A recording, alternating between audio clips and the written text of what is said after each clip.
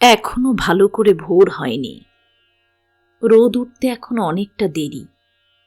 এই সময় দলটা নর্থ বিয়ারের উঁচু হাইওয়ে থেকে নিঃশব্দে পোকার মতো চুপি সারে কাচ্চি অর্থাৎ কাঁচা সড়কে নেমে আসে। দুই পরিবারের নানা বয়সের মেয়ে পুরুষ মিলিয়ে মোট ৮টি মানুষ। এক পরিবারে ফরিদ এবং তার দাদি হাবিবা, অন্যটায় রাশেদা, তার আব্বা আম্মা, ছোট দুটো ভাই আর বয়স্ক রুগ্ন ফুফু অর্থাৎ পিসি। পুরুষদের পরনে লুঙ্গি বা পাজামা শার্ট, তার উপর চাদর বা মোটা রোয়াওয়ালা পুলোভার। মেয়েরা পরেছে ঢোলা সালোয়ার কামিজ আর চাদর। সবার মাথায় বা হাতে নানা লটবহর, টিনের ঢাউস বাক্স, বেতের টুকরি, বাঁশের ঝুড়ি, কাপড়ের ব্যাগ, পোটলা পুটলি ইত্যাদি। এরা ছাড়া সকলের আগে আগে রয়েছে মধ্যবয়সী সহকত। সে ফরিদের দুঃসম্পর্কের চাচা এবং ৮ জন মনুষ্য বাহিনীটির গাইড। ফাল্গুনের আধা আধি কেটে গেল, তবু বিহারের এই অঞ্চলে শীতের মেজাজ খানিকটা থেকেই গেছে, বিশেষ করে সন্ধ্যের পর থেকে সূর্য ওঠার আগে পর্যন্ত সময়টা। কিছুক্ষণ আগে চাঁদ ডুবে গেছে, মাথার উপর বিশাল আকাশ জুড়ে রূপোর বুটির মতো অগণিত তারা। এক ফোঁটা মেঘ নেই কোথাও, তবে অন্ধকারের সঙ্গে সাদা কুয়াশা মিশে চারদিক ঝাপসা হয়ে আছে।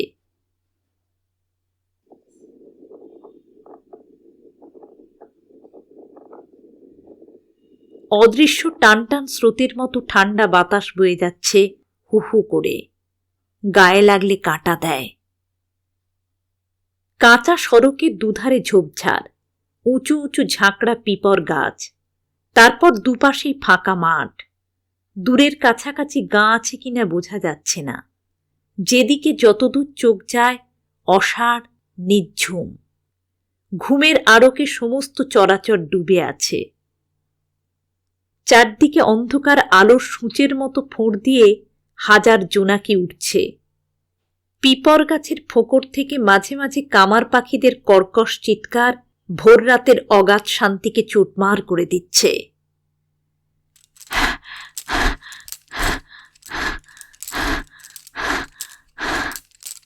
এছাড়া এই স্তব্ধতার মধ্যে একটানা সাঁই সাঁই একটা আওয়াজ অনবরত শোনা যাচ্ছে। সেটা হলো রাশেদার ফুফু আনোয়ারার বুকের ভেতর থেকে উঠে আসা হাঁপানির টানের আওয়াজ। বোঝা যায় তার চিরস্থায়ী শ্বাসকষ্টটা মারাত্মক বেড়ে গেছে। চাপা ক্ষীণ গলা টেনে টেনে আনোয়ারা জিজ্ঞাসা করে,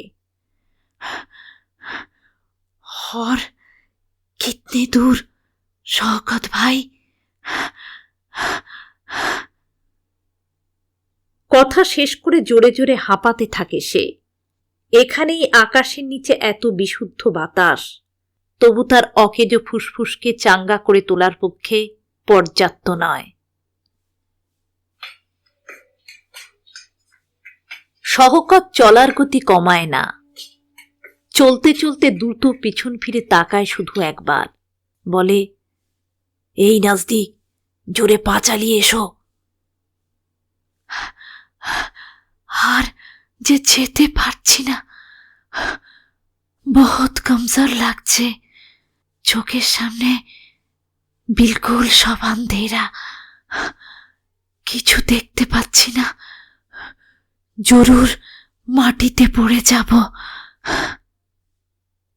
আনোয়ারার গলার ভেতর থেকে কথাগুলো গোঙানির মতো বেরিয়ে আসতে থাকে।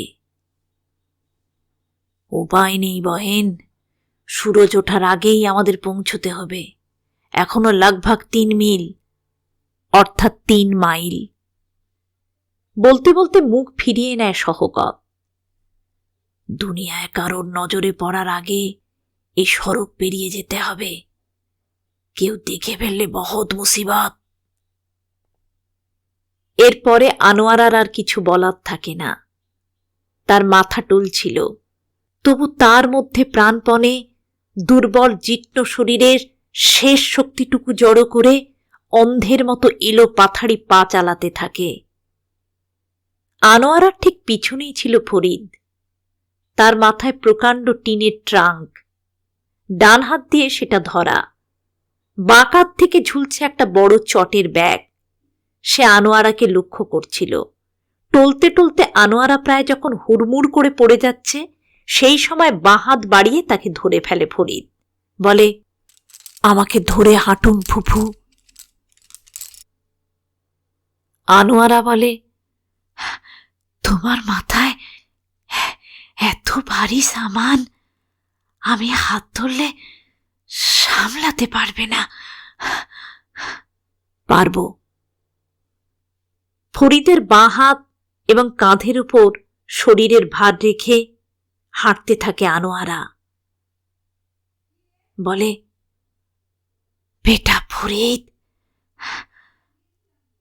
আমার কি মনে হয় জানো? ফরিদ বলে, কি?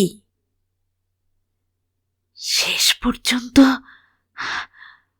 আমি আর পৌঁছতে পারবো না। এই রাস্তার ধারেই আমাকে তোমাদের গোড় দিতে হবে। ওসব বলতে নেই, আমরা সবাই জিন্দা পৌঁছব। হুঁশিয়ার হয়ে পা ফেলুন। আনোয়ারা আর কিছু বলে না। তার ফুসফুসের ভেতর থেকে সাঁই সাঁই আওয়াজটা বেরোতেই থাকে। মালপত্র এবং একটা মানুষের ভার নিয়ে চলতে চলতে ফরিদের মনে হয়, পরিচিত দুনিয়ার বাইরে কোনো তুখর বাজিকরের ম্যাজিকে তারা আজ বহুদূর অচেনা ঘুমন্ত এক নতুন গ্রহে এসে উপস্থিত হয়েছে। 3 দিন আগে টাউটেরা মাথাপিছু 200 টাকা আদায় করে তাদের 8 জনকে পশ্চিমবাংলার বর্ডার পার করে দেয়। এপারেও সেই একই ব্যবস্থা। প্রতিটি মানুষের জন্য 200 টাকা করে গুনে দিতে হয়, 1 পয়সা কম বেশি নয়। বর্ডার থেকে সোজা কলকাতায়, সেখান থেকে ট্রেনে কাটিহার। কাটিহার থেকে ব্রাঞ্চ লাইনের একটা ট্রেনে সন্ধেবেলা ফরিদরা কামতাপুরে এসে নেমেছিল। সেখানেই অপেক্ষা করছিল শওকত। সেই তাদের খানিকটা রাস্তা বয়েলগাড়ি চাপিয়ে নিয়ে আসে। তারপর সারা রাত থেকে শুরু হয়েছে অনবরত হাঁটা। শওকতের কথা যদি ঠিক হয়, আরো 3 মাইল তাদের হাঁটতে হবে। ফরিদের বয়স 23। তার জন্ম সাবেক ইস্ট পাকিস্তানে, বাংলাদেশ স্বাধীন হওয়ার 6 বছর আগে। সে শুনেছে 47-এ ইন্ডিয়া দুভাগ হয়ে যাওয়ার সময় তার দাদা অর্থাৎ ঠাকুরদা মুদাস্সর আলী বিবি এবং ছেলেবে নিয়ে বিহার থেকে ঢাকায় চলে যায়। 46-এ বিহারে যে মারাত্মক দাঙ্গা হয়েছিল, সে সময় তাদের ঘর বাড়ি পুড়ে ছাই হয়ে গেছে। ফরিদদের কেউ মারা না গেলেও চেনা জেনা অনেকেই খুন হয়েছে। তখন চারিদিকে শুধু হত্যা, আগুন, রক্তস্রোত, লাশের পাহাড়, অবিশ্বাস, ঘৃণা আর উন্মত্ততা। এই বিষাক্ত আবহাওয়ায় মুদাস্সরের শ্বাস আটকে এসেছিল। একটা মুহূর্ত আর এখানে নিরাপদ হচ্ছিল না। পুরুষাক্রমে 200 বছর ধরে যেটা তাদের স্বদেশ, তা ফেলে এক শীতের রাতে তারা পালিয়ে আসে। পিছনে পড়ে থাকে জমিজমা, পোড়া বাড়ির ধ্বংসস্তূপ। ঢাকায় গিয়ে বেশি দিন বাঁচেনি মুদাস্সর আলী। 1 বছরের ভেতরেই তার ইন্তেকাল হয়। তখন তার একমাত্র ছেলে রহমত পূর্ণ যুবক। সংসারের যাবতীয় দায়িত্ব সে নিজের কাঁধে তুলে নেয়। প্রথম দিকে এটা সেটা করে দিন কাটিয়েছে। সকাল থেকে মাঝরাত পর্যন্ত সংসারটাকে বাঁচানোর জন্য জিনের মতো খেটে গেছে সে। হাতে কিছু টাকা জমিয়ে আর কিছু খরচ করে একটা রেডিমেড পোশাকের দোকান দেয়। 2-3 বছরের মধ্যে ব্যবসা জমে ওঠে। তারপর একমাত্র বোন মালেকার বিয়ে দিয়ে নিজেও শাদী করে রহমত। শাদীর 7 বছরের মাথায় ফরিদের জন্ম হয়। নানা দুর্যোগ এবং টালমাটালের পর জীবনটাকে যখন রহমত মোটামুটি গুটিয়ে এনেছে, সেই সময় পরপর 2টো মৃত্যু তাকে খানিকটা টলিয়ে দিয়ে যায়। প্রথমে মারা যায় মালেকা, তারপর ফরিদের আম্মা আমিনা। এই শোকও একসময় থিতি আসে, তবে মন এতই ভেঙে গিয়েছিল যে ঘর সংসার রোজগারের দিকে তেমন নজর ছিল না। নেহাত যেটুকু না করলে নয় সেটুকুই করে গেছে। ফরিদকে বাড়িতে আগলে রাখত তার দাদি হাবিবা। এইভাবেই কোনো রকমে চলে যাচ্ছিল। তারপর হঠাৎ একদিন পূর্ব পাকিস্তানে শুরু হয় মুক্তিযুদ্ধ। একই ধর্ম, তবু অবাঙালি এবং বাঙালি মুসলমানদের মধ্যে তখন চরম অবিশ্বাস, ঘৃণা এবং বিদ্বেষ, ঠিক যেমনটা দেখা গিয়েছিল দেশভাগের আগে আগে সেই ভয়াবহ দাঙ্গার দিনগুলোতে। তখন প্রতিপক্ষ ছিল অন্য ধর্মের মানুষ। পাকিস্তানের খুনি সাজোয়া বাহিনী ব্যারাক থেকে ট্রাং, মেশিনগান আর অটোমেটিক রাইফেল নিয়ে ঝাঁকে ঝাঁকে রাস্তায় বেরিয়ে পড়েছিল। গায়ে গঞ্জে এবং শহরে শহরে গড়ে উঠেছিল প্রবল প্রতিরোধ। তখন সারাদিনই চারিদিকে গুলির শব্দ, ট্রাঙ্কের কর্কশ আওয়াজ, বারুদের গন্ধ, লাশের পাহাড়, রক্তের নদী, ধর্ষণ, হত্যা, আগুন আর বিপন্ন বিধ্বস্ত মানুষের আর্ত চিৎকার। রহমত আলী নিতান্তই সাদাসিধে মানুষ। রাজনৈতিক কুটকাচাল তার মাথায় ঢুকত না। নিজের দোকান আর ভাঙাচোরা সংসার নিয়েই মেতে থাকতেন। কিন্তু চারদিকে যখন আগুন জ্বলছে, তার আঁচ থেকে সরিয়ে রাখা তো সম্ভব নয়। একদিন তার দোকান জ্বালিয়ে দেয়া হলো, প্রচণ্ড মারও দেয়া হলো তাকে। নেহাত আয়ুর জোরে সে বেঁচে যায়। একদিন নিরাপত্তার কারণে হিন্দুস্থান থেকে ঢাকায় চলে এসেছিল সে। পূর্ব পাকিস্তানকে গভীর আবেগে নতুন স্বদেশ ভেবে নিয়েছিল। মনে হয়েছিল সব আতঙ্ক, সব অনিশ্চয়তা এবং দুর্ভাবনা বোধহয় কেটে গেল। কিন্তু এবার তারা কোথায় যাবে? একদিন মুক্তিযুদ্ধ থেমে যায়। জন্ম নেয় নতুন স্বাধীন সার্বভৌম বাংলাদেশ। বাতাস থেকে বারুদের গন্ধ, মাটি থেকে রক্তের দাগ মুছে যায়। কিন্তু উর্দুভাষী অবাঙালি মুসলমানদের সম্পর্কে বিদ্বেষ, সন্দেহ এবং ঘৃণাটা আজও থেকে গেছে। তবু বেঁচে তো থাকতে হবে। রহমত জোড়াতাড়া দিয়ে আবার দোকান খোলে, কিন্তু আগের মতো আর বেচা কেনা নেই। কামাই ভীষণ কমে যায়। এদিকে স্থির হয়েছিল পাকিস্তান উর্দুভাষী বিহারি মুসলমানদের ঢাকা থেকে নিয়ে যাবে। 2-4 জনকে নিয়েও গেছে, কিন্তু কয়েক লাখ মানুষ বাংলাদেশে পড়ে থাকে প্রচণ্ড অনিশ্চয়তার মধ্যে। দিনের পর দিন কেটে যায়, বছরের পর বছর। পাকিস্তান থেকে রহমতদের নেবার জন্য প্লেন বা জাহাজ কোনোটাই আসে না। এদিকে ফরিদ বড় হচ্ছিল। ক্রমশ স্কুল পেরিয়ে সে কলেজে যায়, কিন্তু বিয়ে পরীক্ষায় বসার আগেই রহমত আলী 10 দিনের জ্বরে মারা গেলেন। এরপর পড়ার খরচ জোগাবে কে? ফরিদ কলেজ ছেড়ে দেয়। শুধু পয়সার অভাবের জন্য না, তীব্র হতাশায় তখন সে ভুগছে। তার চাকরি হবে না। বাংলাদেশে তার ভবিষ্যৎ কি? বাংলাদেশ স্বাধীন হওয়ার পর দেখতে দেখতে 17 বছর কেটে যায়।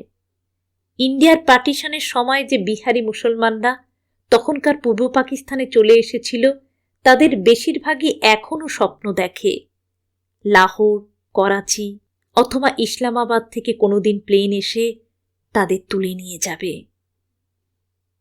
কিন্তু কিছু মানুষ আছে, তাদের সেই বিশ্বাসে রীতিমতো চিড় ধরে গেছে। তারা আর করাচি, লাহোরের প্লেনের ভরসা করে না, গোপনে পরামর্শ করে ইন্ডিয়াতে পূর্বপুরুষের ভিটে ফিরে গেলে কেমন হয়। তারা খবর পেয়েছে যে সমস্ত উর্দুভাষী পাকিস্তানে যাচ্ছে, পাকিস্তানের আদিবাসিন্দারা তাদেরকে আদৌ পছন্দ করে না। উড়ে এসে জুড়ে বসা মহাজিদদের সম্পর্কে তারা প্রচণ্ড বিরূপ। দাঙ্গা, খুন সেখানেও লেগে আছে। রুটির ভাগ কে আর অন্যকে দিতে চায়। বেশ কিছুদিন পরামর্শের পর তারা মনস্থির করে সুদূর লাহোর, করাচির থেকে বিহারের এই গ্রামগুলি, যেখানে তাদের পূর্বপুরুষরা দীর্ঘ 200 বছর বাস করেছে, সেটা তাদের কাছে অনেক বেশি পরিচিত এবং অনেক বেশি কাছের। কিন্তু মুখের কথা খসলেই তো আর সেখানে যাওয়া যায় না। এক দেশ থেকে আরেক দেশে যাওয়া সহজ ব্যাপার নয়। তবে আইন কানুন যাই থাক, দুনিয়ার টাউটেরাও থাকে। রাতের অন্ধকারে তারা হানা দিতে শুরু করে। তারাই জানিয়ে দিয়েছিল প্রথমে কোথায় গিয়ে উঠতে হবে। এমন একটা ফাঁকা জায়গার খোঁজ টাউটেরা দিয়েছিল যার আশেপাশে বসতি নেই। তাছাড়া একসঙ্গে অনেকের যাওয়া বিপজ্জনক, লোকের চোখে পড়ে গেলে হইচই হবে। তাদের পরামর্শ হলো ছোট ছোট দলে 8-10 জন করে যাওয়া অনেক বেশি নিরাপদ। ছক মাফিক প্রথম দলটা আসে 15 দিন আগে। তাদের সঙ্গে এসেছিল শওকত। সে চটপটে, চৌখস, ঠান্ডা মাথার মানুষ। তারপর থেকে প্রায় রোজই 2-3টে করে ফ্যামিলি আসছে। আজ এসেছে ফরিদেরা। রাশেদাদের আজ আসার কথা ছিল না। তার ফুফু আনোয়ারার খুবই শ্বাসকষ্ট চলছিল। ঠিক হয়েছিল সে একটু সুস্থ হলে পরের কোনো একটা দলের সঙ্গে ওরা আসবে। তবু আসতে হলো, তার কারণ রাশেদার সঙ্গে ফরিদের শাদীর কথাবার্তা এবং দেনমোহর অনেক আগেই পাকা হয়ে গেছে। শাদীটা যে হয়নি তার কারণ ফরিদের অনিশ্চিত ভবিষ্যৎ। স্থায়ী রোজগারের ব্যবস্থা না হওয়া পর্যন্ত বিয়ের কথা ভাবতে পারে না ফরিদ। রাশেদা চায়নি তাদের ঢাকায় ফেলে আগেই ফরিদেরা চলে যায়। কেঁদে কেটে এবং জেদ ধরে এমন একটা কাণ্ড করে বসল যে শেষ পর্যন্ত তার আম্মা আব্বাও বাক্স বিছানা গুছিয়ে বেরিয়ে পড়ে। আগে থেকেই ঠিক করা আছে কামতাপুর স্টেশনে রোজ অপেক্ষা করবে শওকত। সীমান্তের ওপার থেকে যারা আসবে তাদের জায়গা মতো নিয়ে যাবে। আজও সে ফরিদদের নিয়ে চলেছে। মুখ বুজে সবাই হাঁটছিল। হঠাৎ রাশেদার বাবা রমজান ডেকে ওঠে, শওকত ভাই। মুখ না ফিরিয়ে সাড়া দেয় শওকত, হ্যাঁ। আমরা যেখানে যাচ্ছি সেখানকার হালচাল কেমন? কোনো গোলমাল হয়নি, তবে কি আমরা যে এসেছি সেটা মনে হয় লোকজনে জেনে গেছে। খানিকটা পিছনে মাথায় বাক্স আর কাঁধের ব্যাগ সামলে আনোয়ারাকে ধরে ধরে নিয়ে আসছিল ফরিদ। এখন শরীরের সব ভার তার উপর ছেড়ে দিয়েছে আনোয়ারা। শওকতের কথাগুলো কানে আসতেই চমকে ওঠে ফরিদ। রমজান জবাব দেবার আগেই সে বলে, শুনেছিলাম জায়গাটা ফাঁকা মাঠ, ওখানে লোকজন থাকে না। শওকত বলে, বিলকুল ঠিক। তাহলে? ফরিদের প্রশ্নটার মধ্যে যে ইঙ্গিত ছিল তা বুঝতে অসুবিধে হয় না শওকতের। সে বলে, আরে বেটা, মানুষের আঁখ আর কানের মতো খতরনাক চিজ দুনিয়ায় আর একটাও পাবে না। জঙ্গলেই যাও কি দরিয়াতে লুকাও, কারণ না কারণ নজরে পড়ে যাবেই। একজন দেখে ফেললে 10 জন আদমির কানে উঠতে কতক্ষণ?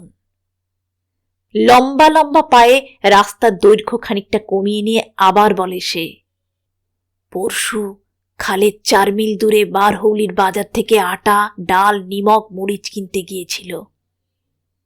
সেখানে শুনে এসেছে লোকেরা আমাদের ব্যাপারে বলা বলি করছে, আমরা কোত্থেকে এসেছি, আচানক মাঠের দখল নিলাম কি করে, এই সব। বুঝতেই পারছ, জরুর কেউ না কেউ আমাদের দেখে গেছে। পুরো 3টে দিন ভালো করে খাওয়া হয়নি, ঘুমও হয়নি। ট্রেনে, বাসে, সাইকেল, রিকশায়, বয়েলগাড়িতে এবং পায়ে হেঁটে অনবরত তারা চলেছে তো চলেছেই। অসীম ক্লান্তিতে হাত পা, কোমরের জোর যেন আলগা হয়ে গেছে। ধুকে ধুকে এবড়ো খেবড়ো কাঁচা সড়কে টক্কর খেতে খেতে কোনো রকমে শরীরটা খাড়া রেখে তারা হাঁটছিল। শওকতের কথাগুলো তাদের শিরদাঁড়ার ভেতর খানিকটা আতঙ্ক ঢুকিয়ে দেয়। সবার প্রতিনিধি হিসেবে রমজান বলে, এখানে থাকতে পারবো তো শওকত ভাই? শওকত গলায় জোর দিয়ে বলে, কোশিশ তো করনা পড়েগা, ডরো মত রমজান ভাই, কিছু একটা ব্যবস্থা জরুর হয়ে যাবে। 20 ফুট পিছনে আসতে আসতে রমজানের দিকে সসম্ভ্রমে তাকালো ফরিদ। জ্ঞান হওয়ার পর থেকেই মানুষটাকে দেখে আসছে সে শুনেছে 47-এর বিহারের দেহাত থেকে আরও হাজার হাজার মানুষের সঙ্গে সেও ইস্ট পাকিস্তানে চলে গিয়েছিল। অতি সাধারণ গরিব বিহারিরা গোড়ার দিকে যে ঢাকায় গুছিয়ে বসতে পেরেছিল, তার জন্য শওকতের ভূমিকা কিছু কম নয়। সবার জন্য সুযোগ সুবিধা আদায় করতে একে ধরা, ওর কাছে আর্জি জানানো, তাকে সেলাম ঠোকা, কি না করেছে সে। আবার 40 বছর বাদে এই যে রোজ ছোট ছোট দলে বর্ডার পেরিয়ে মানুষ আসছে তাদের পূর্বপুরুষের জমিতে, তাতেও তার প্রবল উৎসাহ। কখনো ভেঙে পড়ে না শওকত, হতাশায় তার শিরদাঁড়া দুমড়ে যায় না। কোনো অবস্থাতেই সে হার মানতে শেখেনি। জীবন সম্পর্কে চূড়ান্ত আশাবাদী এই মানুষটাকে শ্রদ্ধা করে ফরিদ। এদিকে রমজান আর কিছু বলে না। গভীর উৎকণ্ঠা তার জীবনের শেষ জীবনী শক্তিটুকুকে যেন চোটমার করে দিতে থাকে। তারা চলছে তো চলছেই। হাঁটতে হাঁটতে একসময় অন্যমনস্ক হয়ে যায় ফরিদ। স্কুলে এবং কলেজে খানিকটা ইতিহাস পড়েছে সে। হিন্দু বৌদ্ধ আমলের কথা সে বলতে পারবে না। সেসব সময় তাদের বংশের পূর্বপুরুষদের কথা, তারা কোথায় ছিল, কি তাদের পরিচয়, সে সম্পর্কে আদেও তার কোনো ধারণা নেই। কিন্তু গত 200 বছরের কথা সে বলতে পারে শুধু। কয়েক জেনারেশন ধরে তারা ছিল ব্রিটিশ ইন্ডিয়ার প্রজা, অর্থাৎ ভারতীয় মুসলমান। দেশভাগের পর ঢাকায় গিয়ে তারা হয়ে যায় পাকিস্তানি। তারপর নিশ্চিতভাবে না হলেও বাংলাদেশে থাকার কারণে তারা বাংলাদেশি। আর এই মুহূর্তে ভোরের ঝাপসা আকাশের তলায় ইন্ডিয়ার মাটির উপর যখন তারা পা ফেলে ফেলে এগিয়ে চলেছে, তখন তাদের আইডেন্টিটি কি? ইতিহাসের সেই আদি যুগের দেশহীন পরিচয়হীন অভিযানকারীদের মতো তারা চলেছে একটি স্বদেশের জন্য, একটি সুনিশ্চিত আইডেন্টিটির সন্ধানে। আদেও তা পাওয়া যাবে কিনা কে বলবে?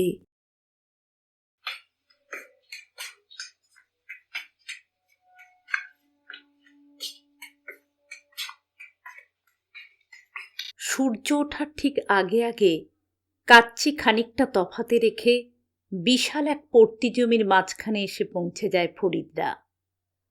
সেখানে বাঁশ, টালি, চট আর পুরনো বাতিল টিন দিয়ে 30-40টা ঘর তোলা হয়েছে। ঢাকা থেকে আগে যারা চলে এসেছিল, এই ঘরগুলো তাদের।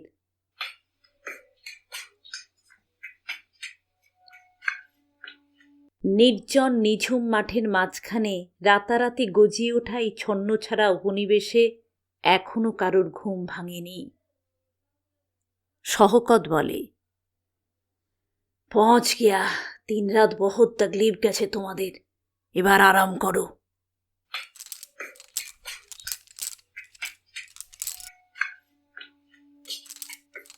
ঘাড় এবং মাথা থেকে লটবহন নামিয়ে সবাই মাটিতেই শরীর এলিয়ে বসে পড়ে। তাড়াতাড়ি ময়লা চাদর পেতে আনোয়ারাকে শুইয়ে দেয়া হয়।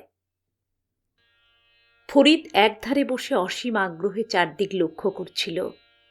শওকত ঠিকই খবর দিয়েছে। এখান থেকে যেদিকে যতদূর চোখ যায় কোথাও মানুষজন বা দোহাতের চিহ্ন মাত্র নেই। আকাশ এখানে পিঠ বাঁকিয়ে দিগন্তে নেমেছে। আর একদিকে খানিকটা জায়গা জুড়ে মজা বিল, শ্যাওলা লম্বা লম্বা ডাঁটাওয়ালা জলজ ঘাসে সেটা বোঝাই। বিলের ধার ঘেঁষে প্রচুর ঝোপঝাড় আর বিরাট সিমার এবং কড়াইয়া গাছ। গাছগুলোর মাথায় অগণিত বক ডানা মুড়ে চুপচাপ বসে আছে। এদিকে গলা তুলে শওকত ডাকাডাকি শুরু করে দিয়েছে।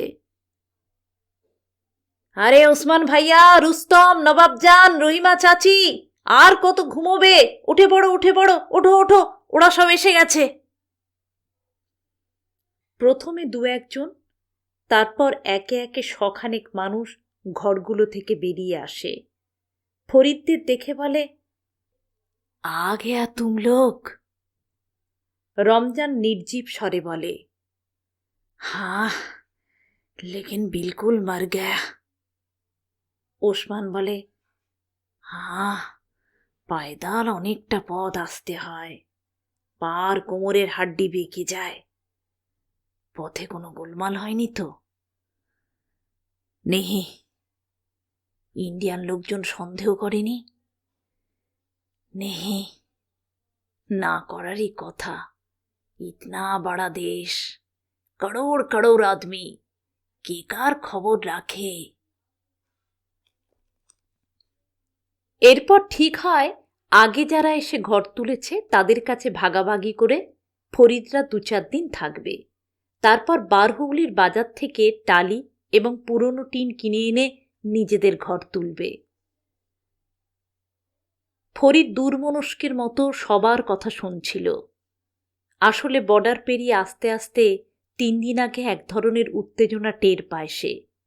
এখন এই বিশাল মাঠের মাঝখানে এসে আচমকা সেটা কয়েক গুণ বেড়ে গেছে। সে শুনেছে এখান থেকে মনপথুল গাঁ খুব দূরে নয়। মনপথুল থেকেই 40 বছর আগে তার দাদা বিবি এবং ছেলে মেয়ে নিয়ে ইস্ট পাকিস্তানে চলে গিয়েছিল। পূর্বপুরুষের সেই গ্রামটা দেখার জন্য তার মধ্যে প্রচণ্ড অস্থিরতা তৈরি হয়।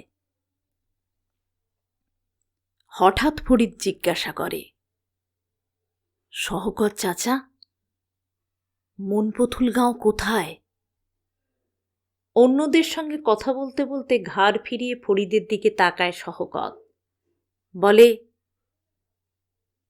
এখান থেকে 4 মিল তফাতে বারহৌলি বাজার, সেখান থেকে আরও 2 মিল গেলে মনপথুল।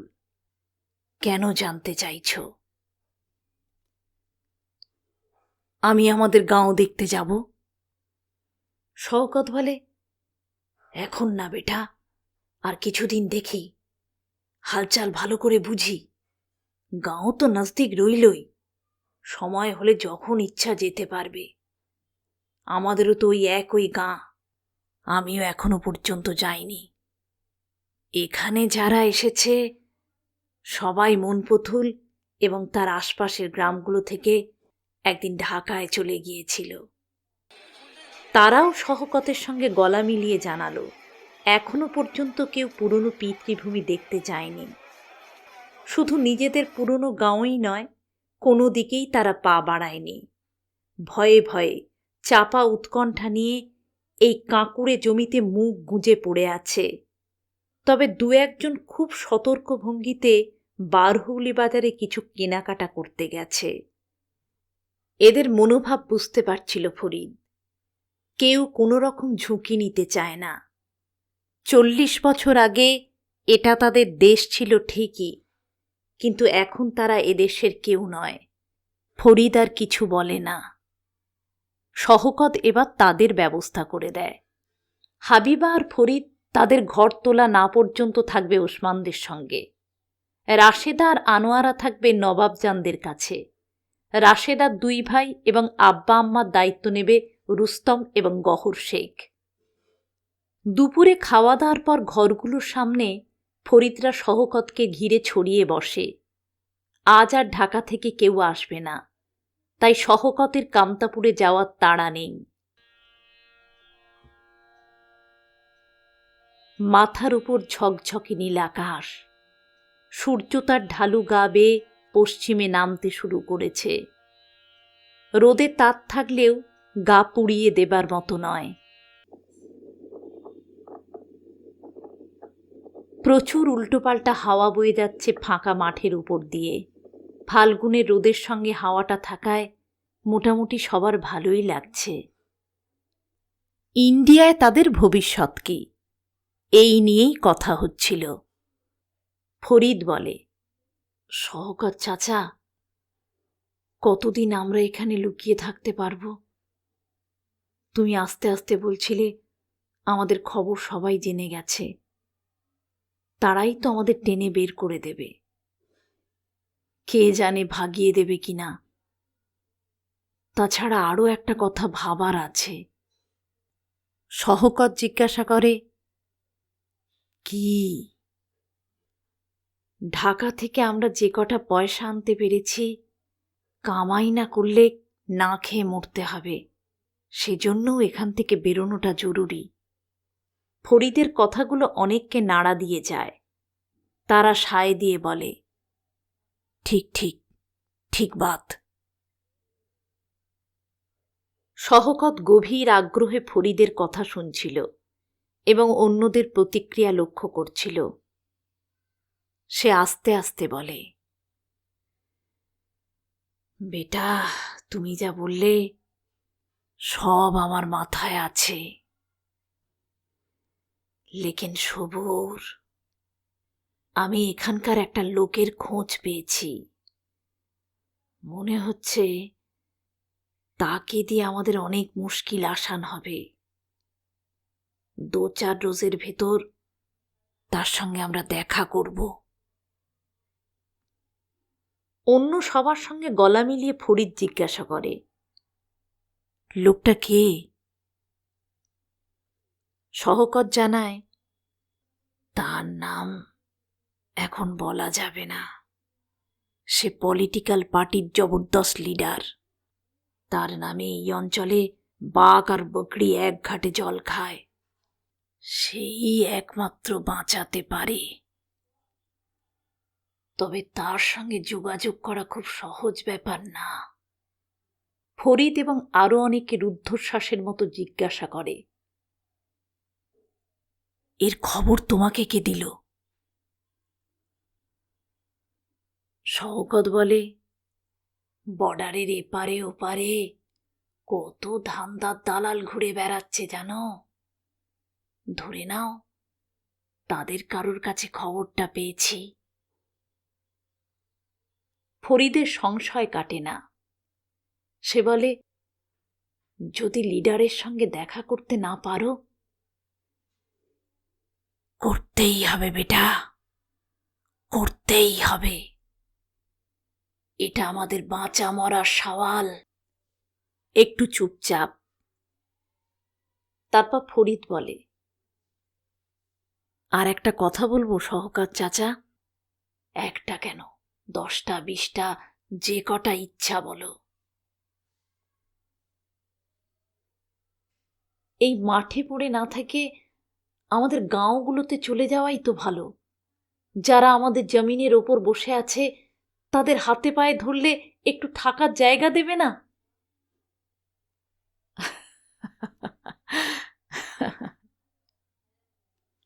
ফরিদের সারল্যে হেসে ফেলে সহকত।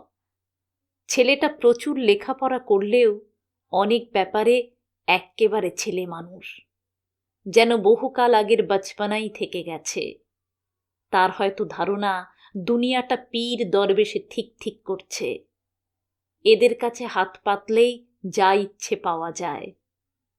শওকতের মতো মানুষ, যারা না ইন্ডিয়ান, না বাংলাদেশি, না পাকিস্তানি, যারা একটু আশ্রয়ের জন্য লুকিয়ে চুরিয়ে পুরনো স্বদেশে ঢুকে পড়েছে, এখন যদি ফেলে যাওয়া জমির অংশ চাইতে যায়, তার ফলাফল যে কি হতে পারে চোখের সামনে ছবির মতো দেখতে পায় শওকত।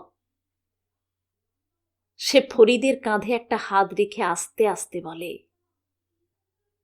বেটা ফরিদ, কেউ এক ধুর জমিনও দেবে না। যা খোয়া গেছে তা কোনো দিনই ফেরত পাওয়া যাবে না, সমঝা?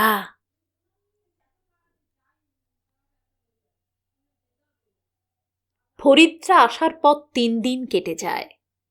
এর মধ্যে আরো কিছু মানুষ বর্ডারের এপারে চলে এসেছে। আজ 4র্থ দিন। সকালে বাসি রুটি আর আখের গুড় দিয়ে নাস্তা করে লোক আনতে কামতাপুরে চলে গেছে শওকত। আর একটু বেলা চললে ফরিদ ঠিক করে ফেলেছে মন পথুলে আজই সে যাবে। পূর্বপুরুষের জন্মভূমি তাকে যেন প্রবল আকর্ষণে সেদিকে টানতে থাকে। এখন যে যার ঘরের সামনে তকতকে ফাঁকা জায়গাটায় ঢিলে ঢালা হয়ে বসে কথা বলছে। পুরুষদের রোজগার ধান্দার ব্যাপার নেই। মেয়েদের অবশ্য কাঠকুটো জেলে ভাজি চাপাটি বানাতে হয়, তবু তাদেরও তেমন তাড়া নেই। ভূগোলের হট্টগোল থেকে বহুদূরে এই মাঠের মাঝখানে ঘোর অনিশ্চয়তার মধ্যে দিনরাত যেন মুখ গুজে পড়ে থাকা ছাড়া আপাতত কারোর কোনো কাজ নেই। ফরিদ পায়ে পায়ে বিলের দিকে চলে যায়। ওসমানের কাছে আগেই সে জেনে নিয়েছিল কিভাবে বারহৌলি যেতে হয়, আর বারহৌলিতে একবার পৌঁছতে পারলে লোকের কাছে জিজ্ঞাসা করে ঠিক মনপথুলে চলে যেতে পারবে সে। বিলের কাছাকাছি ফরিদ যখন এসে পড়েছে সেই সময় শুনতে পায়, এই শুনো। ঘুরে তাকাতেই ফরিদ দেখতে পায় রাশেদা। বেতের মতো পাতলা, ধারালো চেহারা তার, নাক মুখ কাটা কাটা, গায়ের রং পাকা গমের মতো, বড় বড় চোখ দুটোতে আশ্চর্য জাদু যেন মাখানো। বয়স 19 কি 20। ঢাকায় থাকতে মেয়েটা সেই কবে থেকে তাকে নজরে নজরে রেখেছে। তার চোখ এড়িয়ে কিছু করার বা কোথাও এক পা ফেলার উপায় নেই। রাশেদা কাছে এগিয়ে বলে, কোথায় যাচ্ছ? ফরিদ ভেবেছিল মনপথুলে যাওয়ার ব্যাপারটা কাউকে জানাবে না। কই, কোথাও না, এই এখানে একটু ঘোরাঘুরি করছিলাম। ঝুট। মতলব? তুমি মনপথুলে যাচ্ছ। ফরিদ হকচকিয়ে যায়, বলে, নেহি নেহি। কে বললে? পলকহীন তাকিয়েছিল রাশেদা। সে বলে, আমার চোখে ধুলো দিতে পারবে না, চলো আমিও তোমার সঙ্গে যাব। ধরা যখন পড়েই গেছে তখন কি আর করা। সে অনেক দূর, যেতে 6 মাইল, ফিরতে আবার 6 মাইল। তোমার কষ্ট হবে। হোক কষ্ট, আমি তো আর তোমার পায়ে হাঁটব না। না না, ভালো করে ভেবে দেখো। তোমার কোনো বাহানাই আমি শুনব না, আমি যাবই। জানো তো রাশেদা কেমন জিদ্দি। অগত্যা হাল ছেড়ে দিতে হলো ফরিদকে। বিলের পাশ দিয়ে ঝোপঝাড় চিরে একটা সরু রাস্তা চলে গেছে। সেটা ধরে 1/2 মাইলের মতো হাঁটলে পাকা সড়ক, অর্থাৎ পাক্কি। এই পাক্কিটা সোজা গিয়ে ঠেকেছে বারহৌলিতে। কাঁচা রাস্তা পেরিয়ে পাক্কিতে ওঠে দুজনে। দুপাশে ফসল কাটা ফাঁকা মাঠ, আকাশে অজস্র পাখি দেখতে দেখতে আর কথা বলতে বলতে ওরা যখন বারহৌলি পৌঁছয় তখন দুপুর হতে দেরি আছে।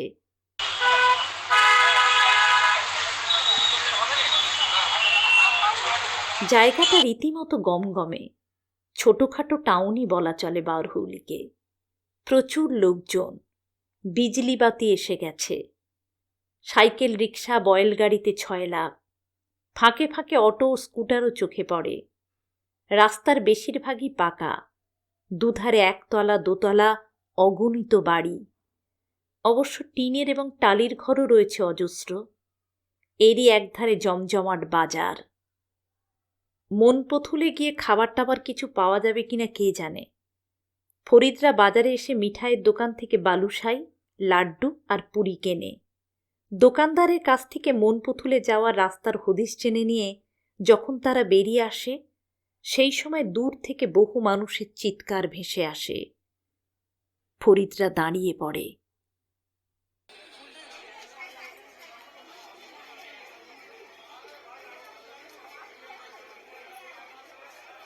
প্রথম থেকে কিছুই বোঝা যাচ্ছিল না। কিছুক্ষণ পর দেখা যায় রাস্তার মোড় ঘুরে স্লোগান দিতে দিতে বিরাট একটা মিছিল আসছে। এবার কথাগুলো পরিষ্কার শোনা যায়। আগলা চুনাও মে আজিবলাল সিং কো ভোট দে, ভোট দে। সমাজ সেবক আজিবলাল অমর রহে, অমর রহে। देशप्रेमी आजीब लाल, जुग जुग जिए। आजीब लाल का चिन्ह हाथी छाप जिंदाबाद। हाथी पर मोहर मारो, मोहर मारो। রাশেদার কানের কাছে মুখ নামিয়ে চাপা গলায় ফরিদ বলে, এখানে চুনাও আসছে, অর্থাৎ নির্বাচন। নির্বাচন, মিটিং, মিছিল ইত্যাদি ঢাকাতেও তারা দেখেছে। এসব তাদের কিছু অজানা নয়। রাশেদা আস্তে আস্তে মাথা নাড়ে, নিচু গলায় বলে, হ্যাঁ।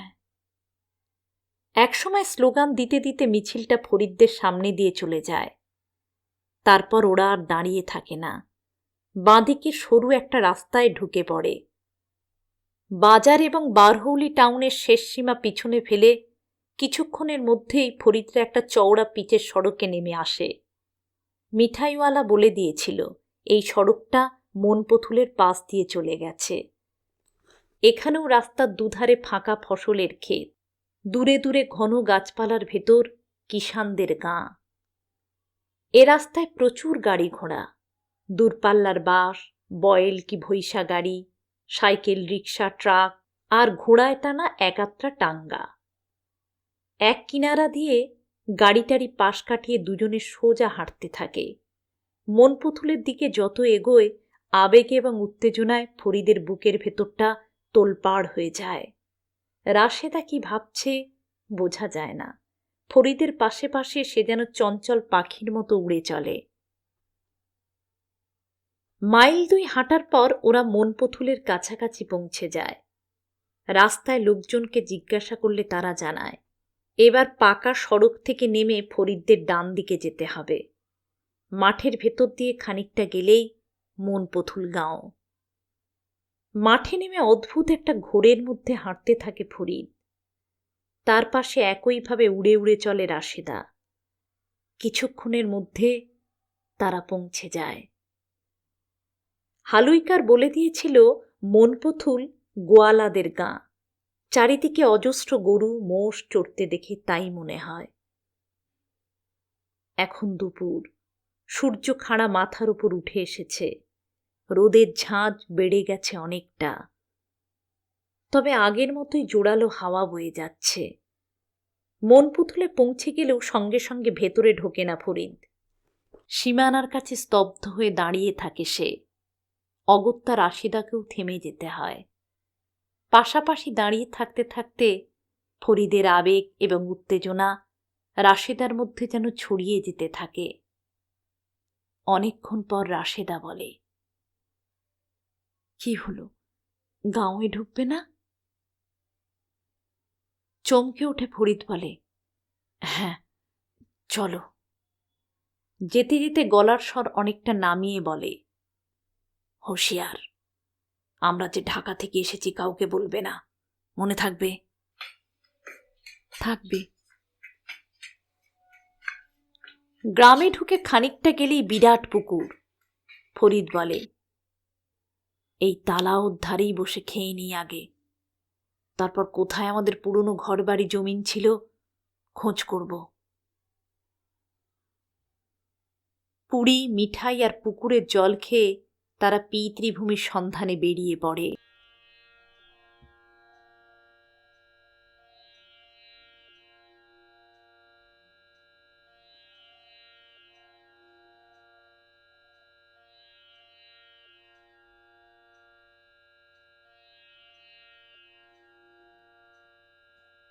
ফরিদের জন্ম পূর্ব পাকিস্তানে।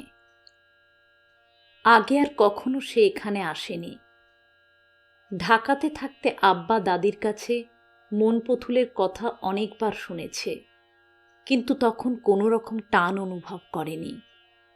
বহু দূরে উত্তর বিহারের গ্রামাঞ্চলে নগণ্য এক ভূখণ্ডের জন্য তার প্রাণ উথলা হয়নি কখনো। পিতৃভূমি তার কাছে তখন নিতান্তই কথার কথা, ঝাপসা একটা আইডিয়া মাত্র। কিন্তু এখানকার মাটিতে পা দিয়ে ফরিদরা টের পায়, না জন্মালে বা আগে না দেখলেও তার অস্তিত্বের শিকড়টি মনপথুলেই থেকে গেছে। একটা ব্যাপার ভেবে সে অবাক হয়ে যাচ্ছিল। 47-এ পার্টিশনের পর তার দাদা এবং রাশেদার দাদা এই গ্রাম থেকে সর্বস্ব খুইয়ে ঢাকায় চলে যায়।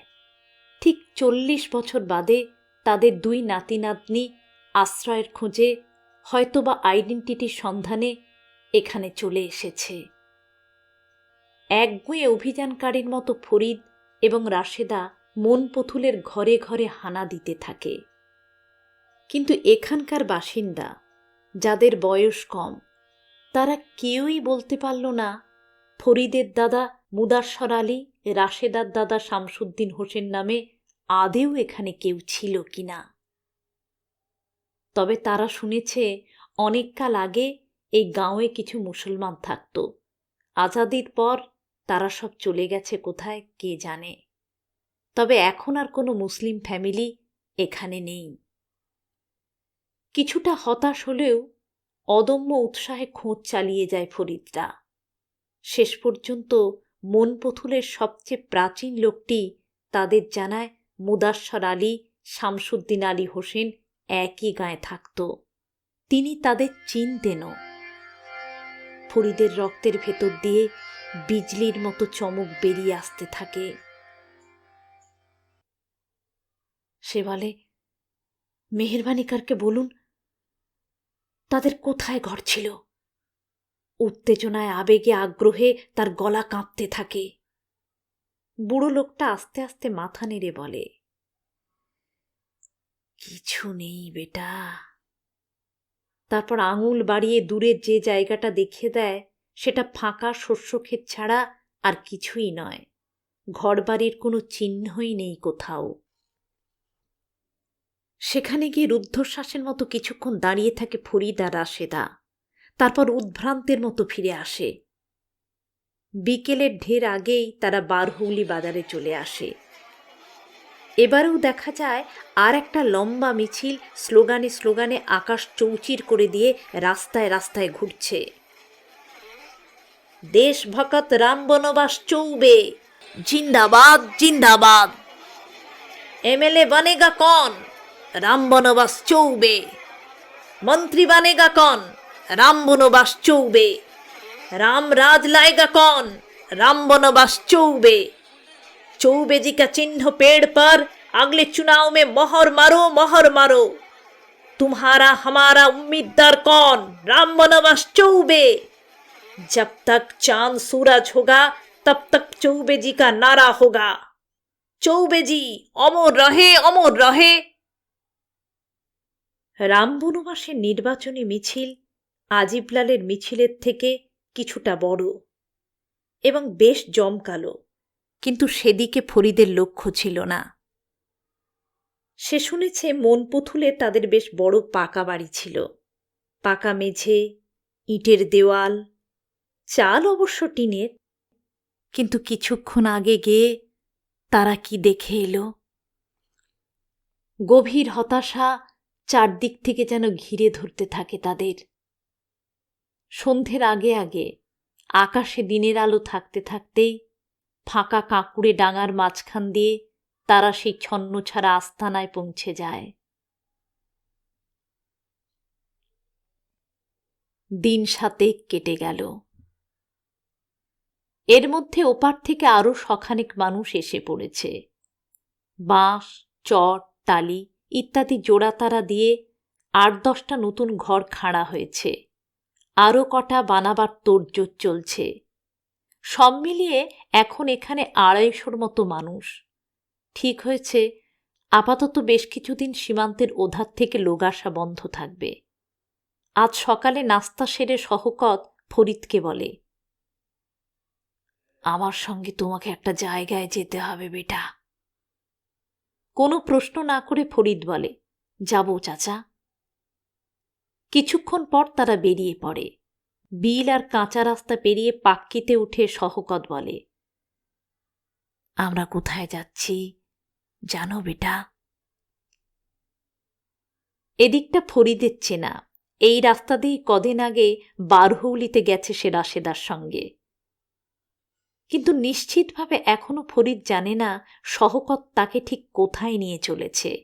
বারহৌলি না মনুপথুলে? জবাব না দিয়ে উৎসুক চোখে শওকতকে লক্ষ্য করতে থাকে সে। শওকত নিজেই নিজের প্রশ্নের উত্তর দেয়, আমরা যাচ্ছি বারহৌলি টাউনে, সেই পলিটিক্যাল লিডারের সঙ্গে দেখা করতে। বড়ে আদমি, ইংরেজি বলতে পারে, সঙ্গে একজন লিখি পড়ি লোক থাকা দরকার, তাই তোমাকে নিয়ে এলাম। শওকত এক নাগাড়ে বলে যায়, ভেবে দেখলাম আর দেরি করা ঠিক হবে না। কখন কি হাঙ্গামা বেঁধে যাবে, হয়তো এখান থেকে আবার ভাগিয়ে দেবে। তার আগে লিডারকে ধরতে হবে, সিধা ওর পায়ে পড়ে যাব। শওকত খুব দূরদৃষ্টি, অভিজ্ঞ এবং বুদ্ধিমান।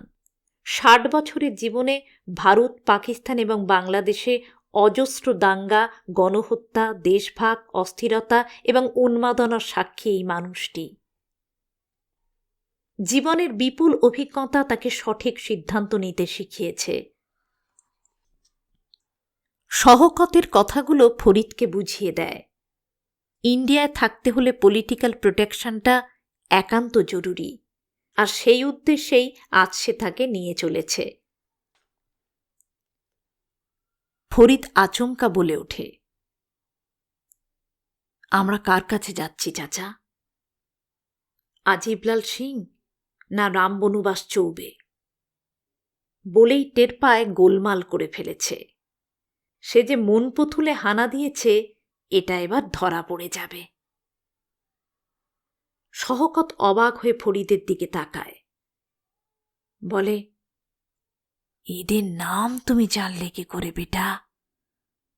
বারহৌলিতে কি এসেছিলে? ফরিদ মুখ নিচু করে মাথা হেলিয়ে দেয়।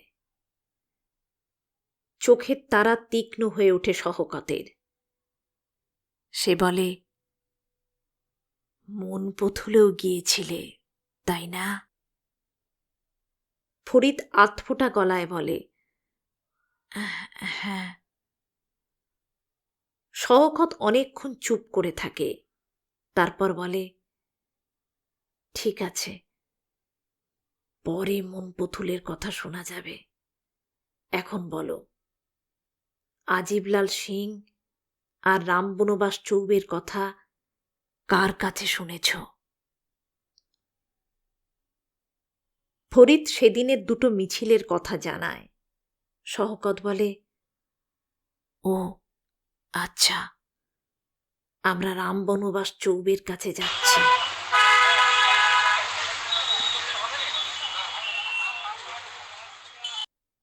বারহৌলি টাউনের মাথায় বাজার, আর এক মাথায় চতুর্বেদী ধাম। বিশাল কম্পাউন্ডের মাঝখানে পুরনো আমলের দুর্গের মতো প্রকাণ্ড তেতলা বাড়িটার মাথায় রামসীতা মন্দির। কম্পাউন্ড ঘিরে 10 ফুট উঁচু এবং 3 ফুট চওড়া দেওয়াল। সামনের দিকে লোহার পাল্লা বিরাট একটা গেট। সেখানে পাকানো গোঁফওয়ালা বিপুল চেহারার ভোজপুরি দারোয়ান হাতে বন্দুক এবং গলায় টোটোর মালা ঝুলিয়ে দিনরাত পাহারা দেয়। শওকতরা চতুর্বেদী ধামে পৌঁছে দরোয়ানকে জানায় রামবনবাস চৌবের সঙ্গে দেখা করতে চায়। দরোয়ান মুখ কুঁচকে দুজনের পা থেকে মাথা পর্যন্ত একবার দেখেই বাজখাই গলায় হংকার ছাড়ে, ভাগ সালে!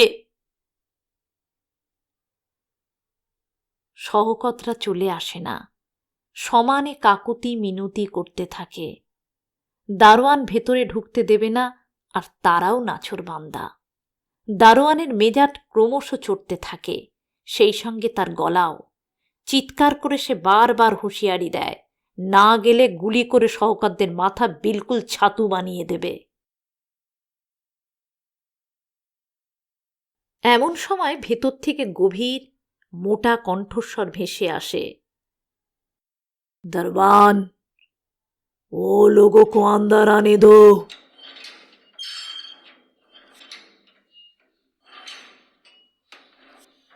গেটের পর খানিকটা ফাঁকা জায়গা, সেখানে একটা হুট খোলা প্রাচীন আমলের মোটর, দুটো জিপ ঘোড়ায় টানা ফিটন গাড়ি দাঁড়িয়ে আছে। দুজন নকর মোটর আর ফিটন ধোয়া মোছা করছে। দূরে মূল বাড়িটার একতলায় শ্বেতপাথরে বাঁধানো ঢালা বারান্দায় ইজি চেয়ারে কাত হয়ে শুয়ে ডাক এডিশনের কাগজ পড়ছিলেন রামবনবাস। পাশ থেকে একটা নিচু টেবিলে আরও অনেকগুলো খবরের কাগজ পরপর সাজানো, আর আছে 2-4টে জরুরি ফাইল, কলম, দামি কাগজের রাইটিং প্যাড, নিচে একটা মোরাদাবাদী ফার্সি। কলকের মাথা থেকে অল্প অল্প ধোঁয়া উঠছে। রামবনবাসের বয়স 65-66, মজবুত স্বাস্থ্য। এই বয়সেও চুলটুল বেশি পাকেনি, দাঁতগুলো অটুট, নাক খাঁড়া, ধারালো মুখ, শরীরে অতিরিক্ত মেদ নেই, চোখে অবশ্য চশমা রয়েছে। বারান্দাটা মাটি থেকে 3 ফুট উঁচুতে। সহকতরা ভয়ে ভয়ে প্রায় দম বন্ধ করে রামবনবাসের কাছাকাছি নিচের জমিতে গিয়ে দাঁড়ায়। ঘাড় ঝুঁকিয়ে কপালে হাত ঠেকিয়ে বলে, সেলাম হুজুর। রামবনবাস সোনার ফ্রেমের ওপর দিয়ে তীব্র চোখে তাদের দেখতে দেখতে বলেন, কি হয়েছে? শোর মাচাচ্ছিলে কেন? হুজুর, আপনার সঙ্গে দেখা করতে চাই। দরবান আসতে দিচ্ছিল না। কারা তোমরা? তোমাদের তো কখনো এর আগে দেখিনি। শওকত জানায়, তারা এখানে নতুন এসেছে, তবে 40 বছর আগে এই অঞ্চলেরই বাসিন্দা ছিল। কপালে ভাঁজ পড়ে রামবনবাসের। তিনি বলেন, মাদলাব। কিভাবে দেশভাগের পর তারা পূর্ব পাকিস্তানে চলে যায়, তারপর বাংলাদেশ হওয়ার পর ঢাকায় তাদের কি হাল হয়েছে এবং এখানে ফিরে না এসে কোনো উপায় ছিল না, ইত্যাদি সবিস্তারে জানিয়ে উদ্বিগ্ন মুখে তাকিয়ে থাকে শওকত।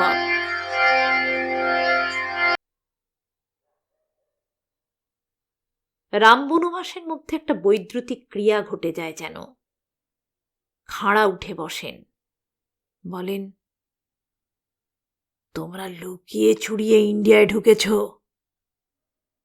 ঘুষপৈঠিয়া, ইনফিল্ট্রেটরস। জানো কত বড় বেআইনি কাজ এটা? শওকত এবং ফরিদ হাত জোড়ো করে একেবারে নুয়ে পড়ে। শওকত রুদ্ধশ্বাসে বলে, হুজুর, আপনি মা বাপ, আমাদের বাঁচান। ফিরে যাওয়ার উপায় নেই। এখানে যদি থাকতে না পারি, বাল বাচ্চা নিয়ে শেষ হয়ে যাব। এখন আপনার মেহেরবানি। অনেকক্ষণ কি যেন ভাবেন রামবনবাস, তারপর বলেন, তোমরা কত লোক এসেছ? লগভগ 250 হুজুর। আরো আসবে? হ্যাঁ। কত আসতে পারে? বহুত আদমি, তবে এদিকে আর 700-800 বেশি আসবে না। একটু চুপ করে থাকার পর রামবনবাস আবার জিজ্ঞাসা করে, আমার খবর তোমাদের কে দিল? টাউটদের নাম করে না শওকত, সসম্ভ্রমে শুধু বলে, দুনিয়ায় আপনার নাম কে জানে না হুজুর। এখানে পা দিয়েই আপনার নাম শুনছি মালিক। চাটুবাক্যে মোটামুটি খুশি হলেন রামবনবাস, তবে বাইরে থেকে সেটা বোঝার উপায় নেই। বলেন, আচ্ছা, এখন যাও। শওকত ভীরু গলায় জিজ্ঞাসা করে, আমাদের কি হবে মালিক? আমাকে কদিন ভাবতে দাও। রামবনবাস চলে যেতে বললেন, তবু দাঁড়িয়ে থাকে শওকতরা। রামবনবাস বিরক্ত হয়েই এবার বললেন, কি হলো? গেলে না? শওকত মাথা আরো নুইয়ে দিয়ে বলে, হুজুর, আমরা যে এসেছি অনেকে জেনে গেছে, তারা যদি ঝঞ্ঝাট বাঁধায়। 4 রোজ বাদ তোমরা আমার সঙ্গে দেখা করো। শওকত আর কোনো কথা বলার সাহস পায় না।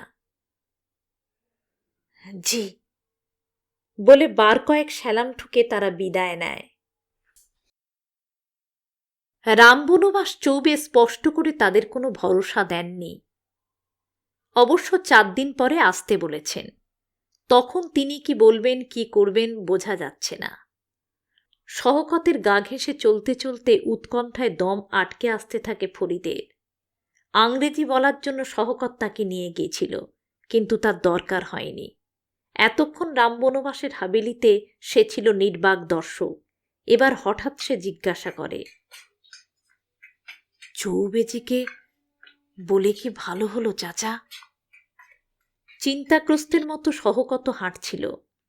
ফরিদের প্রশ্নের ধাঁচটা ধরতে না পেরে বললেন, মাতলাব? ওরা পলিটিক্যাল লোক, যদি বিপদে ফেলে দেয়। অর্থাৎ রাজনীতি করা লোকটা কতটা নির্ভরযোগ্য সে সম্পর্কে যথেষ্ট সংশয় রয়েছে ফরিদের। শওকত বলে, কাউকে না কাউকে সাহারার জন্য তো বলতেই হবে। পলিটিক্যাল লিডার ছাড়া আর কেউ আমাদের বাঁচাতে পারবে না। এখন দেখা যাক। ফরিদ আর কিছু বলে না। 4 দিন নয়, ঠিক 2 দিনের পর সকালবেলায় 2টো ঘাড়ে গর্দানে ঠাসা হট্টাবট্টা চেহারার লোক এসে লাঠি ঠুকে চেঁচায়, কন হে শওকত মিয়া আর ফরিদ আলী? মাঠের মাঝখানে সৃষ্টি ছাড়া এই বসতিতে মুহূর্তে আতঙ্ক ছড়িয়ে পড়ে। শওকত এবং ফরিদ ভয়ে ভয়ে বলে, আমরা? কেন? চৌবেজি তোমাদের নিয়ে যেতে বলেছেন। 4 দিনের বদলে 2 দিনের ভেতর কেন এই তলব বুঝে উঠতে পারছে না শওকত। ভীরু গলায় সে জানতে চায়, মালিক কেন যেতে বলেছেন আপনারা জানেন? নেই। আর কোনো প্রশ্ন করে না শওকত। চারপাশের ত্রস্ত মানুষগুলোকে খানিকটা ভরসা দিয়ে ফরিদকে নিয়ে লোক দুটোর সঙ্গে বারহৌলি চলে যায়। 2 দিন আগে চতুর্বেদী ধামের একতলা শ্বেতপাথরে বাঁধানো বারান্দায় একাই ছিলেন রামবনবাস। আজ তাকে ঘিরে গদি মোটা আরামদায়ক চেয়ারে 4-5 জন বসে আছেন। চেহারা এবং পোশাক আশাক দেখে আন্দাজ করা যায় তারা গণ্যমান্য বিশিষ্ট সব মানুষ। উঁচু গলায় উত্তেজিত ভঙ্গিতে নিজেদের মধ্যে কিছু আলোচনা করছিলেন। শওকতদের দেখে তাঁরা থেমে যান। রামবনবাস বলেন, এদের কথাই আপনাদের বলছিলাম। তার সঙ্গীরা স্থির চোখে শওকতদের লক্ষ্য করতে থাকেন। একজন বলেন, এরাই তাহলে ঘুষপৈঠিয়া, অর্থাৎ অনুপ্রবেশকারী। এদের কথা আমার কানে আগেই এসেছে। বিলের পাশে পড়তি জমি দখল করে ঘর তুলে বসেছে এরা। আরও কয়েকজন সাই দিয়ে বলেন, আমরাও খবরটা পেয়েছি। শুনতে শুনতে ভয়ানক ঘাবড়ে যায় শওকত আর ফরিদ। গলগল করে ঘামতে থাকে। রামবনবাস শওকতকে বলেন, আজ তোমাদের একটা জরুরি কাজে ডেকে এনেছি। সেদিন তোমরা বলেছিলে লগভগ 250 আদমি ওপার থেকে এসেছে। কাঁপা গলায় উত্তর দেয় শওকত, জি। এবার রামবনবাস তার সঙ্গীদের দিকে ফিরে জিজ্ঞাসা করে, আপনারা মনে করছেন আগলা চুনাওতে আজিবলাল ভোট পেয়ে যাবে? সবাই সমস্বরে জানান, হ্যাঁ হ্যাঁ। কতগুলো শিওর ভোট হাতে থাকলে আমি জিততে পারি? কমসে কম 600-700। ঠিক বলছেন। হ্যাঁ, জরুর। রাম বনবাস এবার শওকতের দিকে মুখ ফেরান, বলেন, সেদিন বলেছিলে ওপার থেকে আরো 600-700 আদমি এখানে আসবে, এসে গেছে? নেহি মালিক, শুনেছি কিছুদিন পর থেকে আসতে থাকবে, শওকত রুদ্ধশ্বাসের মতো বলে।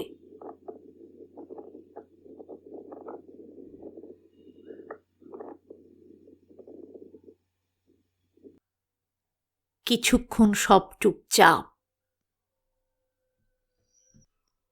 এরপর রাম বনবাস বলেন, এখানে 8 মাস পর যে চুনাও আছে তা জানো? শওকত ফরিদকে দেখিয়ে বলে, জানি না, তবে বারহৌলির বাজারে ও দুটো চুনাওর মিছিল দেখেছে, একটা আপনার আর একটা আজিবলাল সিংহের। হ্যাঁ। রাম বনবাস নড়ে চড়ে বসেন, বলেন, এত আগে কেউ চুনাও নিয়ে মাথা ঘামায় না, লেকিন আজিবলাল ময়দানে নেমে গেছে। আমার পক্ষে হাত পা গুটিয়ে থাকা সম্ভব না। ভুচ্চোরটা জেতার জন্য 2 হাতে টাকা ওড়াচ্ছে। বলেই গলার ভেতর থেকে মোটা আওয়াজ বের করেন, হুঁশিয়ার, ওদের পাল্লায় পড়বে না। ভীত মুখে শওকত বলে, নেই মালিক, নেই। আর শোনো, আগলা চুনাওতে আমাকে তোমরা ভোট দেবে। আমার চিহ্ন পেড়। পরে যারা ওপার থেকে আসবে তাদেরও আমাকে ভোট দিতে হবে। এই সময় নিজের মধ্যে খানিকটা সাহস জড়ো করে ফরিদ বলে, লেকিন মালিক, আমরা ঘুষপইঠা, আমরা এদেশে ভোট দেব কি করে? তার মনোভাব বুঝতে পারছিলেন রাম বনবাস। বেআইনি অনুপ্রবেশকারীদের ভোটাধিকার নেই। তিনি বলেন, সব বন্দোবস্ত হয়ে যাবে, লেকিন হুঁশিয়ার, আমাকে ভোট না দিলে তোমরা জিন্দা গড়ে চলে যাবে। পাশ থেকে শশব্যস্ত শওকত বলে ওঠে, হা হা মালিক, আপনাকেই আমরা ভোট দেব। এই জবান এদিক ওদিক হবে না, লেকিন আমাদের কি হবে? ফরিদ কদিন আগে মনুপথুলে গিয়েছিল, সেখানে আমাদের বাপ দাদার ঘর বরবার হয়ে গেছে।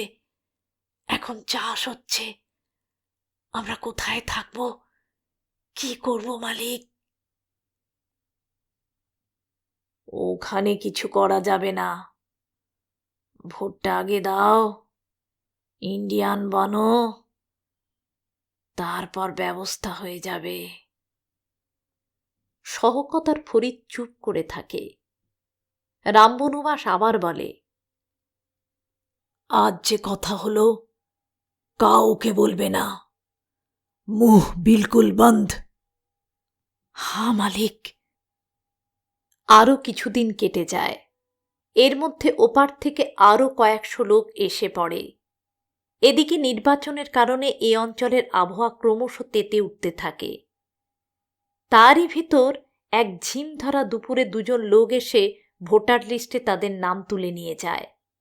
আরও কয়েকদিন বাদে রাম বনবাসের সুপারিশে তাদের রেশন কার্ড হয়ে যায়। দিন মোটামুটি কেটে যাচ্ছিল। উৎকণ্ঠা, দুশ্চিন্তা, ভয়, আতঙ্ক সবই ছিল, কিন্তু কেউ এসে এতকাল ঝঞ্ঝাট বাঁধায়নি।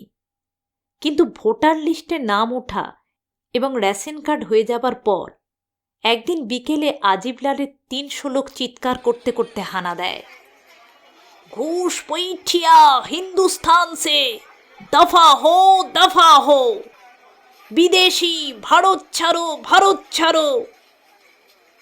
ঘণ্টাখানেক হল্লা করে লোকগুলো চলে যায়। তারপর ঊর্ধ্বশ্বাসে শওকত আর ফরিদ বারহৌলিতে চতুর্বেদী ধামে চলে আসে। হাঁপাতে হাঁপাতে ভয়ার্ত মুখে সব ঘটনা রামবনবাসকে জানায়। রামবনবাস এতটুকু উত্তেজিত হয় না। নিস্পৃহ সুরে বলে, সোর মচানে 2 সালে লোগো কো, ভোটার লিস্টে তোমাদের নাম উঠেছে, রেশন কার্ড হয়ে গেছে, এখন তোমরা ইন্ডিয়ান। কোনো ভুচ্চরের ছোঁয়ার ক্ষমতা নেই তোমাদের চামড়ায় হাত ঠেকায়। চিন্তা মত কর না, শুধু আমার ভোটের কথাটা মাথায় রেখো।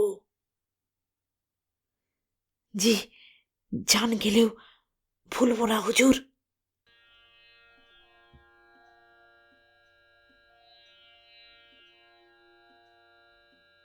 শওকতের সঙ্গে কাঁকুড়ে ডাঙার মাঝখানে তাদের সেই সৃষ্টি ছাড়া বসতিতে ফিরে যেতে যেতে ফরিদের মাথায় একটা ভাবনাই বারবার ঘুরে ফিরে আসতে থাকে। ব্রিটিশ আমলে তারা ছিল ভারতীয়, তারপর পাকিস্তানি, তারপর বাংলাদেশি। চুনাওর কারণে 40 বছর বাদে তারা নতুন আইডেন্টিটি পেয়ে যায়। এখন তারা আবার ভারতীয়। দুর্মনস্কের মতো হাঁটতে হাঁটতে মনে মনে চুনাওকে 1000বার সেলাম জানায় ফরিদ।